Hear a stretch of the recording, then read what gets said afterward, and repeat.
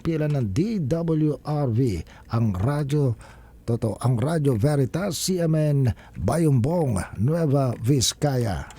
CMN Live Nationwide. Wilma Baliton, magandang araw sa iyo. Ipinag-utos ni Bishop Jose Elmer Mangalinaw mula sa Diocese of Bayumbong ang temporaryong pagpapasara sa Our Lady of Perpetual Help Parish sa bayan ng Santa Fe, Nueva Vizcaya. Ito ay matapos pasukin ng kawatan ang nasabing chapel kung saan naroroon din ang Divine Mercy Shrine. Ayon kay Father Ver Mendoza, posibleng nagawa ito linggo ng gabi hanggang madaling araw ng Lunes.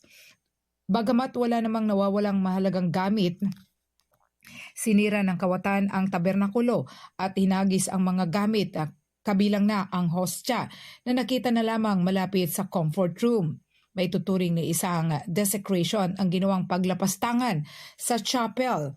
Dahil dito, ipinagutos ng obispo ang temporaryong pagpapasara at wala munang magaganap na misa habang magsasagawa ng bayad puri upang maibalik ang sagrado ng chapel. Kailangan umanong magsagawa ng penance ang mga mananampalataya sa pamamagitan ng pagsasagawa ng Way of the Cross at ng Rosaryo. Magsasagawa rin ang mga ito ng confession sa harap ng Divine Mercy Shrine. Ang nasabing diocesan shrine ay dinadayo ng mga turista at deboto di lamang mula sa probinsya ng Nueva Vizcaya kundi maging sa ibang lugar. Dahil dito, humihingi ng paumanhin si Father Mendoza sa mga posibleng maapektuhan ng temporaryong pagpapasara ng chapel. Kailangan umanong gawin ito upang maibalik ang sagrado ng nasabing simbahan. Pag-aaralan naman umano kung anong gagawing karagdagang seguridad upang maiwasang maulit ang nasabing insidente.